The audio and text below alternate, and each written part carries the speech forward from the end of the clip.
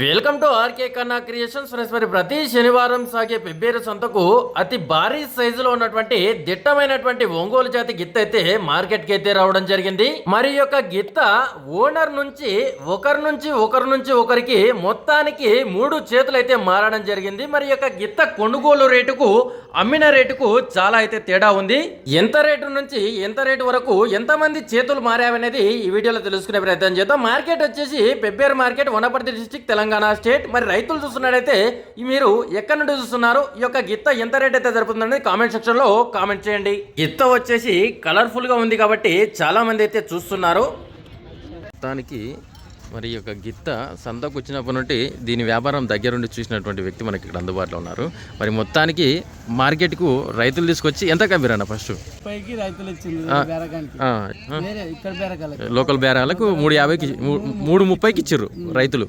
మక్తల్ బేరాడు 350కి తీసుకున్నారు. ఎవరు మళ్ళీ ఈ లోకల్ బేరాల నుంచి 350కి తీసుకున్నాడు. మళ్ళీ వేరే వాళ్ళకు 390కి అమ్మిర్రు.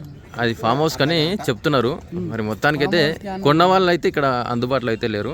మరి చాలామంది అయితే వీక్షిస్తున్నారు, చూస్తున్నారు. ఎద్దును ఎప్పుడు ఇలాంటి ఎద్దు మార్కెట్కి రాలే కాబట్టి చాలామంది ఆకర్షణగా చూస్తున్నారు. సంతలో బేరం చెప్పినప్పుడు మొత్తం సంత మొత్తం ఒకతోటికి వచ్చినట్టు అయిపోయింది.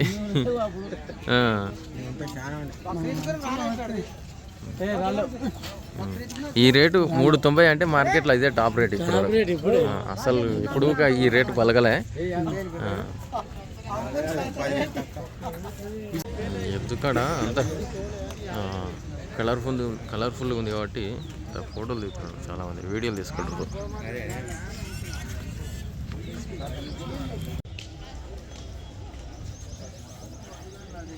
మరి ఈ గిత్తతో పాటు మరొక గిత్త 1,20,000కి తీసుకున్నారంట వీళ్ళు. దానికి మొదట్లో బులోరో అయితే తీసుకున్నారు. మరి 15,000కు బులోరో మాట్లాడుకున్నారు. మరి తర్వాత ఎందులకు ఒక్కొక్క దానికి ఒక బులోరో ఎందుకు డీసీఎం తీసుకుందాం అన్నట్టు డీసీఎం తీసుకొని కిరాయి మళ్ళీ 3 గిత్తలు అయితే కొనుగోలు చేయడానికి మార్కెట్లోకి అయితే వెళ్ళారని చెప్తున్నారు. మొత్తానికైతే 3,90,000 3,90,000 అయితే ఒక గిత్త అయితే సేల్ అయిపోయింది.